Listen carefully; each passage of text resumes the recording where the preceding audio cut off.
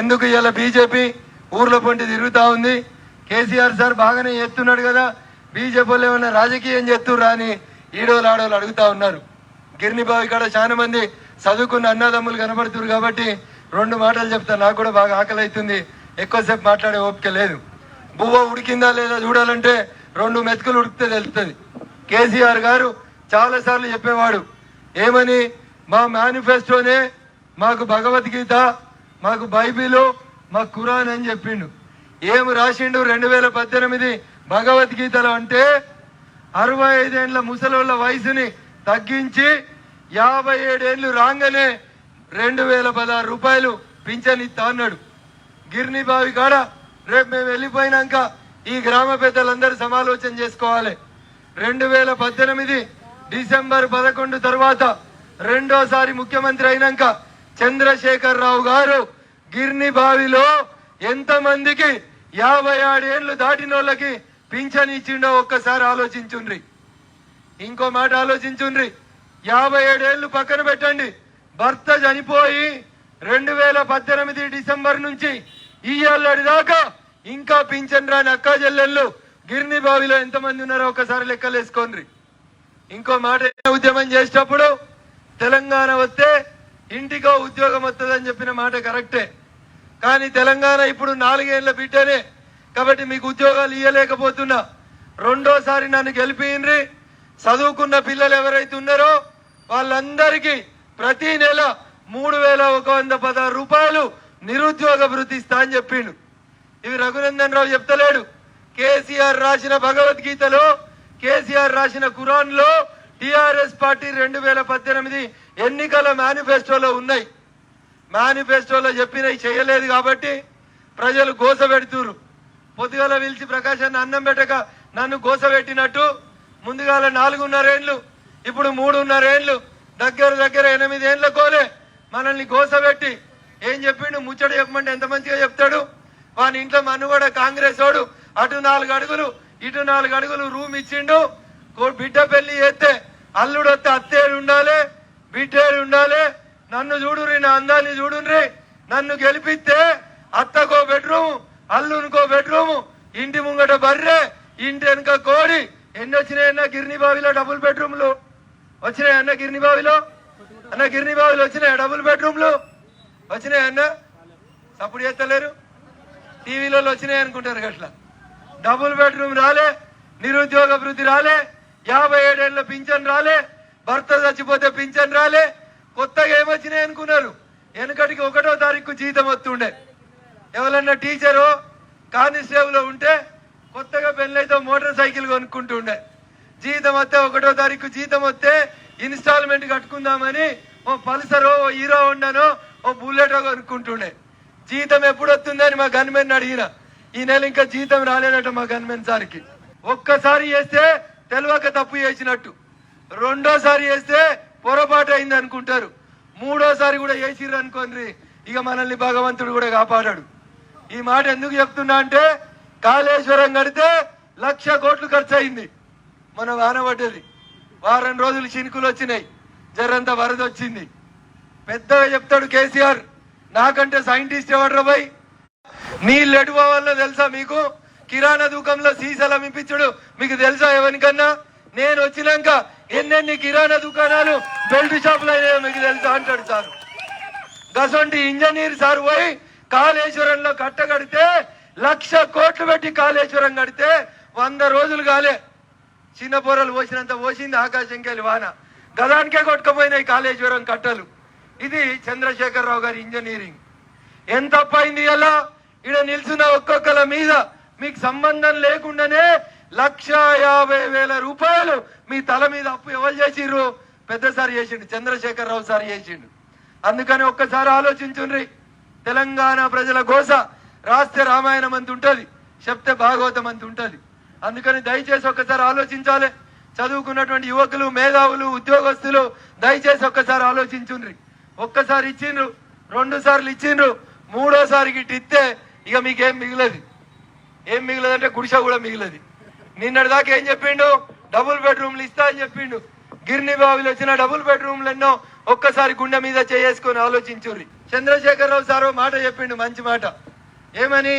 నేను 200 ఉన్న పింఛన్ని 2000 చేస్తున్నా, ఇంటికి ఒక్కటే పింఛన్ ఉండాలన్నాడు. అందరు అనుకున్నారు మా పెద్ద కొడుకు లెక్క 2000 ఇస్తాడట, నా కొడుకు అడవిలో పోయినా సరే, నా కొడుకు అడ్డ మీద కూలి అయినా సరే నాకైతే 2000 వస్తాయో అనుకున్నాడు. 2 రోజులు అయినాక చెప్పిండు, నీ కొడుకు విఆర్ఓ అన్నట కదా, నీ పింఛన్ కట్టు. నీ కొడుకు కండక్టర్ అట కదా, నీ పింఛన్ కట్టు. నీ కొడుకు ఉపాధి హామీలో టీఏనో సిఏనో ఉన్నాడట కదా, నీ పింఛన్ కట్టు. ఇట్లా అందరి పింఛన్లు కట్టింగ్ పెట్టి ఇంటికి ఒక పింఛన్ 2000 ఇస్తా అన్నాడు సారు. ఈ 2000 పంచాయతీ. ముసలోనికి పింఛన్ వస్తే ముసల్దానికి పింఛన్ రాదు.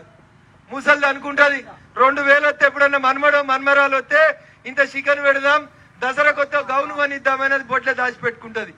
ముసలాడు పొద్దంతా పనిచేసి ఇంటికి వచ్చే ఆ పక్కన ఈ పక్కన కిరాణా దుకాణంలో గ్లాసులు గలగలనబట్టే ముసలోనికేమో గొంతు తడుపుకోవాలని ఆశ.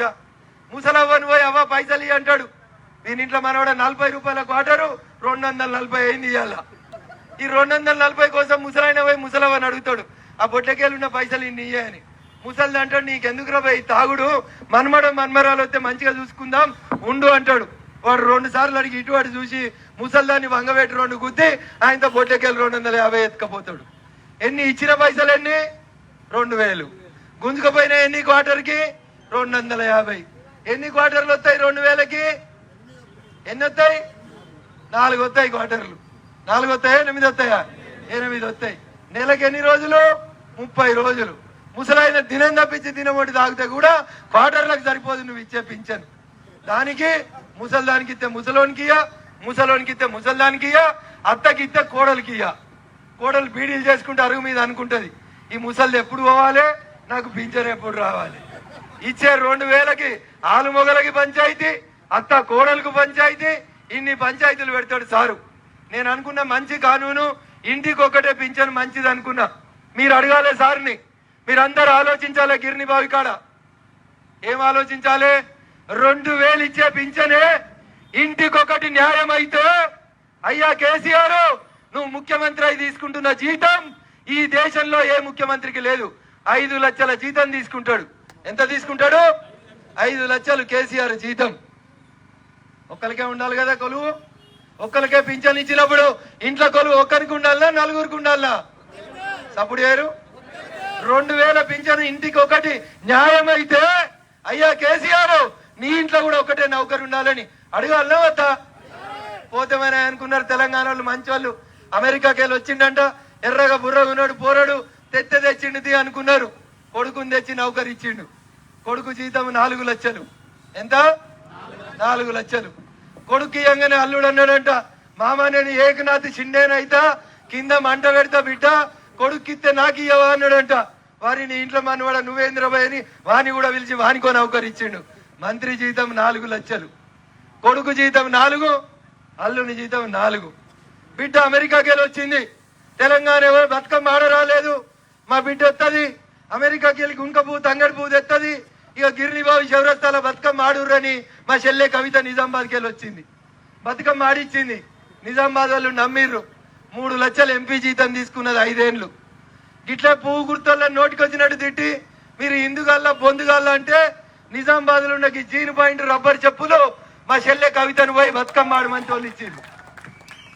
కవిత చెప్పిందంట, నాయనా అన్న మంత్రి బావ మంత్రి నువ్వు ముఖ్యమంత్రివి, నేను ఏడాది కోలే ఖాళీగా ఉంటున్నా, నన్ను ఎవడు రిబెన్ కత్తిరించేందుకు వెళ్తలేడు, ఇదేం కోసరబోయే నేడితే బిడ్డ నువ్వు కూడా వాని ఏడాదికి ఆమె ఎమ్మెల్సీ చేసిండు. మన పోరగండ్లకేమో 8 ఏళ్ల కోలే కొలువులొద్దు కానీ కడుపు కోత ఏడాదిన్నర ఖాళీగా ఉంటే బిడ్డను తీసుకొచ్చి అడ్డదారిలో ఎమ్మెల్సీని చేసిండు. బిడ్డ జీతం 3 లక్షలు, నాకేం బాధ లేదు. సారు జీతం 5 లక్షలు, హరీష్ అన్న జీతం 4 లక్షలు, రామన్న జీతం 4 లక్షలు, కవితక్క జీతం 3 లక్షలు. వెనకాలోడు ఉంటాడు ఇంట్లో, వీళ్ళందరూ రోడ్డు మీద తిరుగుతుర్రని సటకుని కొడుకని తెచ్చుకురు సంతోష్ అని. వాడు అన్నాడంట, పెద్దనాన్న అడుగుతే అన్నకి ఇచ్చినావు, అలుగుతే బావకి ఇచ్చినావు, ఏడితే చెల్లెకి ఇచ్చినావు, నీ మీద మనవడ నిన్ను పొద్దుగా లేస్తే రాత్రి దాకా 2 గోళీలు 3 గోళీలు ఇంజక్షన్లు రంగు నీళ్లు చిన్న సీసాలు పెద్ద సీసాలు అన్ని నేనే కలుపుతా కదా, 2 వేసే కాడ 4 వేసినా అనుకో, వారి మరి పొద్దుగాల్లో లేవని బదిరిస్తే వానికి కూడా ఎంపీ ఇచ్చిండు కేసీఆర్. ఎంత మంచోడు చూసినావా సారు. మందు పోసడానికి గోళీలు వేసడానికి కూడా ఎంపీ పదవి ఇచ్చిండు. కానీ మా పోరగాళ్ళు పీజీలు డబుల్ పీజీలు చదివితే కానిస్టేబుల్ నౌకర్లు కూడా మాకు రావు. సంతగా జీతం 5 లక్షలు. మొత్తం ఎంత పోతుంది? 5 కలిపి ఇంటికి 21 లక్ష పోతుంది. మనకెంత ఇస్తున్నాడు? 2000. 2000 ఇస్తే కానూన్ ఏం పెట్టిండు? ఇంటికి ఒక్కనికే ఇవ్వాలి అన్నాడు. దాంట్లో కూడా నీ కొడుకు కండక్టరా, నీ పింఛన్ కట్ట అన్నాడు. మరి మనం అనాలనా వద్దా? సప్పుడు చేయరు. ఇంటికి ఒకటే పింఛన్ న్యాయం అయితే ఇంట్లో ఒక్కనికే పదవి ఉండడం న్యాయమా కాదా ఆలోచించాలి. ఆలోచిస్తారా? ఆలోచించరా? తెలంగాణలో నమ్మితే మంచోళ్ళు 2000 పింఛన్ వస్తుంది కదా, తిన్న కాడ రేవు దలుచుడు ఎందుకని దమ్మడ గుద్దిర్రు రెండోసారి. ఇప్పుడు మూడోసారి గుద్దిర్రు అనుకో, ఇక వాళ్ళు గుద్దుతారు మనల్ని, ఏం మిగిల ఇక మనకి. అందుకని దయచేసి ఒక్కసారి ఆలోచించుర్రి. సారు ముందుగాల పోతాడో తెలియదు, నాకు వెనుకకెళ్ళి పోతాడో తెలియదు. సారు పొద్దుకి ఏం కలగంటాడో తెలియదు, పగటీలు ఏం కలగంటాడో తెలియదు. సార్కి ఎవడు సలహా ఇస్తాడో తెలియదు. పోయినసారి 5 ఏళ్ళు పాలించమంటే 9 నెలలు ముందుగాల పోయిండు. ఇప్పుడు ఏడాది ముందుగాల పోతా అని ముచ్చట చెప్తున్నాడు. యాదికి వచ్చిన మాట మాట్లాడతాడు, నోటికి వచ్చిన మాట మాట్లాడతాడు. ఆంధ్రలో ఎట్లా పంపిస్తావు సారు అంటే, అదేంది మీకు తెలివి లేదు, నాకెంత తెలివి ఉందనుకోరు. మా ఫామ్ హౌస్కి వెళ్ళి 2 సోరకాయలు తెస్తా, 2 ఆనిగపకాయలు తెస్తా, సెక్రటరియట్ గేటుకి ఇవతల పక్క కుక్కర్ని అవతల పక్క కుక్కర్ని పెడతా. బయటికి వచ్చేటప్పుడు ఇదేంటిది అని అడిగితే సోరకాయ అంటే వాడు ఆంధ్రోడు, ఆనగపకాయ అంటే మావోడు అని కొలువిస్తా అన్నాడు. అన్న ఎవరికన్నా సెక్రటరియట్లో కొలువు వచ్చినా అదే? మీ గిరిని బావలు ఒక్కలన్నా సెక్రటరియట్లు ఉద్యోగం చేస్తురా? అప్పుడు ఏమన్నా చేస్తున్నావా? చేతలేరు కదా. సార్కు 2 ఆనగపకాయలు దొరుకుతలేవు. కానీ సార్ వ్యవసాయం చేస్తే ఎకరానికి 1 కోటి రూపాయలు వస్తున్నాయి. ఎన్ని వస్తాయి? ఆలుగడ్డలు, బెండకాయలు, బీరకాయలు వండితే ఎకరానికి 1 కోటి రూపాయలు వస్తాయి. గిరిని బావి లెవెల్కన్నా 1 కోటి వస్తాయే అన్న? వ్యవసాయం చేస్తే 1 కోటి వస్తాయా తాత? వస్తాయా? ఆ ఎర్రజెండ కూడా కూర్చున్న తాతని అడుగుతున్నా, తాత వ్యవసాయం చేస్తే ఎకరానికి 1 కోటి వస్తాయా? రావు. మరి కేసీఆర్ కంటే ముంగడికే వ్యవసాయం చేస్తున్నాడు తాత, ఆయన 1 కోటి రావు కానీ కేసీఆర్ 1 కోటి వస్తాయట. అంటే ఒక్కసారి ఆలోచించుండ్రి. అది జీతమా, గీతమా, కమిషనా నాకు తెలియదు. కానీ మనం వేసిన ఓట్లతోటి మన చెమటను రక్తానిగా మార్చుకొని ఇదే చౌరస్తాలలో పెట్రోల్ పోసుకొని తగలబడుతూ జై తెలంగాణ అని కొట్లాడినటువంటి శ్రీకాంతాచారి లాంటి తల్లికి ఇవాళ దాకా ఎమ్మెల్సీ రాదు, ఎంపీ రాదు. ఎర్రబెల్లి కొత్తది, నల్లబెల్లి కొత్తది, కడియం శ్రీహరి కొత్తది. తెలంగాణ ఉద్యమంలో నై తెలంగాణ అన్నోళ్ళందరూ మంత్రులు అవుతారు. పెట్రోల్ పోసుకొని వచ్చిన శ్రీకాంతాచారి కుటుంబానికి ఇవాళ దాకా ఎమ్మెల్సీ పదవి రాదు. హాయ్ ఫ్రెండ్స్, మా టుడే టుమారో యూట్యూబ్ ఛానల్ చూస్తున్నందుకు చాలా థ్యాంక్స్. మరిన్ని లేటెస్ట్ వీడియోస్ కోసం వెంటనే సబ్స్క్రైబ్ చేయండి. అలాగే ఈ బెల్ ని కూడా రింగ్ చేసేయండి. మా నోటిఫికేషన్స్ అన్ని మీ మొబైల్లో వస్తాయి. అలాగే మా వీడియోస్ మీకు నచ్చితే లైక్ చేయండి, షేర్ చేయండి, నచ్చకపోతే కామెంట్ చేయండి.